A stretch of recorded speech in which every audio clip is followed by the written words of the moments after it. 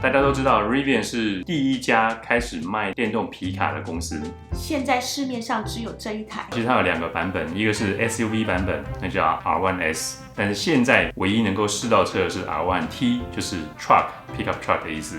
而他们的起价大概都在7万到8万美金。最近有非常多的人在路上陆续开始看到 R1T 的实车，可是呢，我们听说前面有大概几十台、100台，其实是公司卖给员工的车子。R1T 0到60英里只要3秒，它的电池有135 kWh，它的 EPA range 是314 mi，Edmund 有帮他们测过，是大概317。陆续还有很多车主开始在路上拖着船啊，或者是其他的拖车。根据我们之前拖车的经验，还有很多油车拖车的经验也都是这样子，大概你的效率就是减半。曾经有一对夫妻，他们从东岸拖着一台 Mustang 拖到西岸这边来，他们选择是16% 到80% 中间充电，然后大概每80到100英里就充电一次。我们去的这个活动，他们叫做 First Mile， 除了提供像我们这样好奇的人去体验之外呢，其实它最主要目的是给那些之前就已经订车的车主们还没有机会试车，然后透过这个活动安排他们去开看啊，越野看看啊，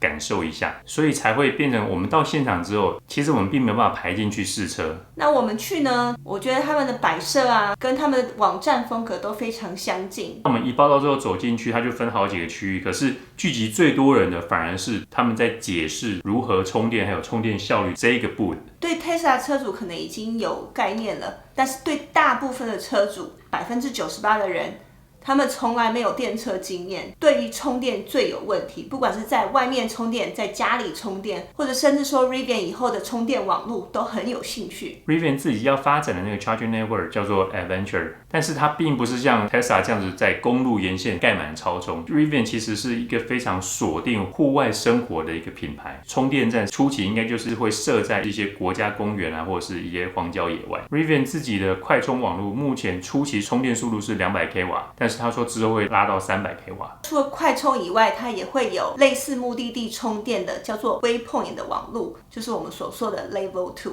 其实他也到了现场之后，第一个被吸引过去的是那个充满香味的 Kitchen Set。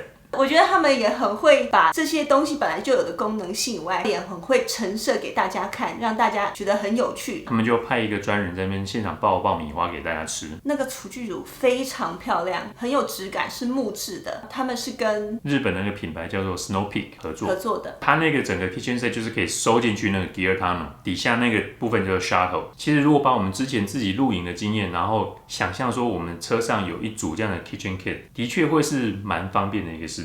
所以我们刚刚讲说整个 Kitchen Kit 就是放在这个 Gear Tunnel 里面，但是如果你不要买这个 Kitchen Kit 的话，这个 Tunnel 就是一个非常大的储存空间。我有看到有人放雪板啊，就是比较大型的行李都是可以放在里面的，甚至人爬进去走过去都没有问题，是不会有问题的。那个门的载重其实也有250磅，其实是还蛮耐用的。所以它整个后面的空间都是非常有弹性的运用的。你甚至你那个底座打开来，如果你不买那个备胎的话，下面那个也是一个很大的一个空间。听说它下面还有出水口，所以你其实是可以把东西冰在里面，或者是全部就是你的冰桶。后面整个凹道还有很多机关，右边110伏那个充电嘛，左边我觉得最棒的是那个打气机，你自己就可以帮自己打气。你说它的延伸的部分也很棒，甚至可以放床垫啊。主要他知道自己是 mid-size truck， 他称为那个是 gooseneck， 就是说你放倒之后还可以再延伸。其实我最喜欢的是那个盖子，那个盖子如果你是买比较贵的 Adventure 版本的话，它是电动的。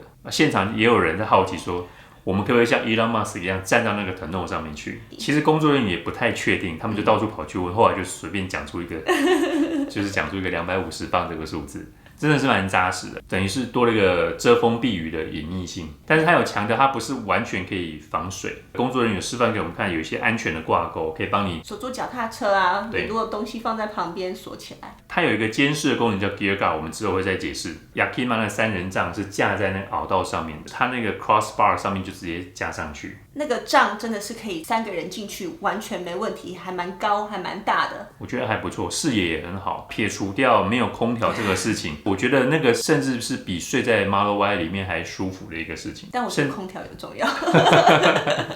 那 Yakima 其实也很不错，因为它除了做帐篷以外，它还有帮 Rivian 做很多的配件，像是脚踏车架啊，可以放 kayak 雪板啊。然后车子的前面它是有 front， 可是它不像 F150那样子可以是整个前面都打开，它有点像一个大水缸，你要爬进去。应该很多人想要爬，可是工作人员说他没有看过几个人会爬进去，所以他还帮我拍照。对，它那个是有2个夹层。grocery shopping 的话，其实就可以只放在上面，也很方便。或者说你就暂时把一些包包啊藏在底层。当然，我们刚刚讲的凹道还有 front 都不是给人坐的。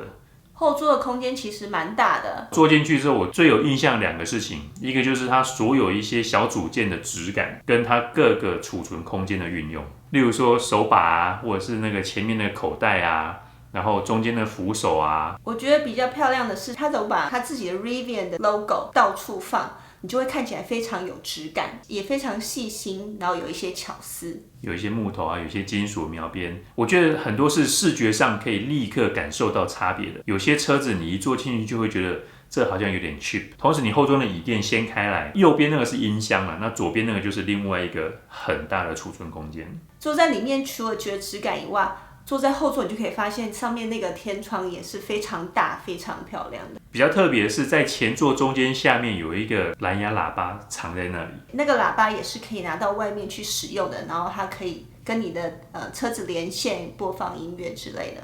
不过比较特别的是 Rivian 并没有做手套箱，但反正他们的储存空间已经够多了。大家应该都看过新闻 ，Rivian 的驾驶座旁边车门里面有一个这样的手电筒。但大家知道吗 ？R1T 一共有7777颗电池，其中有一颗就在这个手电筒里面。我们扎扎实实霸占了好一阵子，就是把它那个荧幕上面那个选单一个一个给它玩过。方向盘正前方那个荧幕其实并没有办法触控，它就是一个显示你的歌啊，显示你的速度那些基本资讯。其实那个整个荧幕的选单就像 iPad 一样，非常容易上手。那我觉得那个荧幕的灵敏度也还算不错。同时我们还测试了一下我们刚刚讲的那个 Gear Guard， 就是类似 Tesla 的 Sentry Mode。不过我们发现事情就是它的那个前面那颗 camera 的画质好像没有很好。但是我觉得还是很好用的，因为毕竟你车子那么大那么高，有时候你一个坡度，就像我们去开九曲花街那时候，所以他们就是强调他们在 off road 的时候可以利用那个相机看到前面的路况。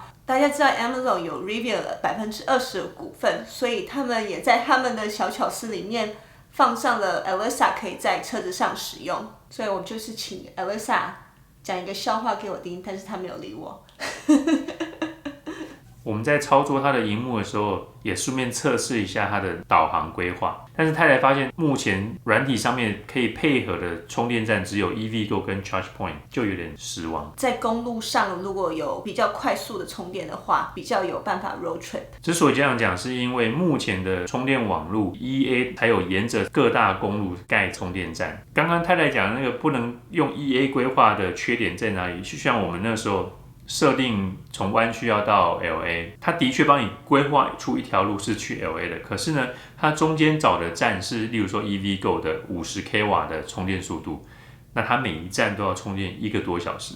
现实生活中你这样跑几乎就不可能，你一定是去找 EA 的快充，那可能就是半个小时就可以搞定。所以这是比较可惜，就是说真的没有办法亲自开上去，然后试试看它的 handling 啊，或者是组装品质，甚至是它的辅助驾驶。虽然已经开过人，并没有特别的 impressive， 但是我们还是想要试试看。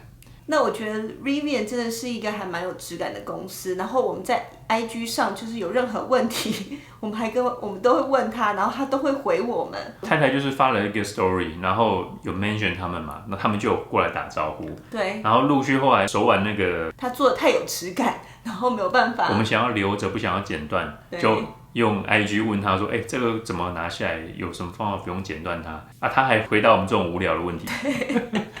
我们在做研究的时候，各种问题都是用 message 问他们，他们居然就是都会回我们，这好像是一个没有被客服照顾到的 Tesla 车主的抱怨。然后突然有人对你那么稍微好一点点，你就觉得天啊，也太感动了吧。因为 Rivian 现在比较小，所以他有资源、有能力，或是更有本钱，更需要做这样的事情。售后服务或者是客户服务的考验是在更后面的了。那我觉得它的车子的造型、颜色啊、配色上面，其实我觉得都蛮耐看的。活动中间都会很有趣的告诉你一些说，你哪些户外用具啊，可以跟哪些车子配色啊，我觉得这些都是一些给大家很漂亮的 image 这样。对，但现场所有摆出来不是 Yakima 就是 Patagonia， 你好像就在参观那个 REI Store 一样，你知道吗？就是觉得说，瞬间的确就是一台8万块、9万块的车子，真的是不便宜的。我们也意外的发现，它在南加的 Venice Beach 有一个 hub， 就是一个漂亮的展示中心，然后里面很多植栽，很多漂亮的摆设，然后车子就在那边可以给大家试车。不定期他会举办一些活动，让全部的人都可以去参与。我觉得他这个设计有点类似 Apple Store 融入当地 local community 的做法。我下次回去南加可以看一下。我们一直在问 Pickup Truck 可以干嘛？我们也有很多经营小生意的朋友们，他们就会说，其实 Pickup Truck 的确比较适合他们搬货。我自己是觉得说 Rivian 这样子，如果他们扎扎实实的做，虽然说他们现在做车速度很慢，但是如期开起来的话，那个伊利诺州的那个工厂一年也是有10几万台嘛。我觉得有竞争就有进步。没错。Tesla 如果感受到说别人的在什么地方做比他们好，他们就会 catch up， 对不对？我们现在第一个看到就是 Cybertruck 为了因应各个对手的竞争，陆续在做一些软体或者是硬体上的提升，这个就是很好的事情。那如果说以后接下来大家发现说，Rivian 的服务很好啊，他们的东西很有质感啊，那是不是 Tesla 压力就来了？如果你真的很喜欢 Tesla， 我觉得看待 Rivian 这个事情其实应该是非常正面的。喜欢我们做这样的话的话，要记得订阅哦。就这样咯，拜拜。这从 Rivian Truck 上面爆出来的 popcorn 特别好吃。就这样，你叫我录就为了录这个。我以为你要讲结尾，那比个赞。Dashing through the snow in a one-horse open sleigh, o'er the fields we go.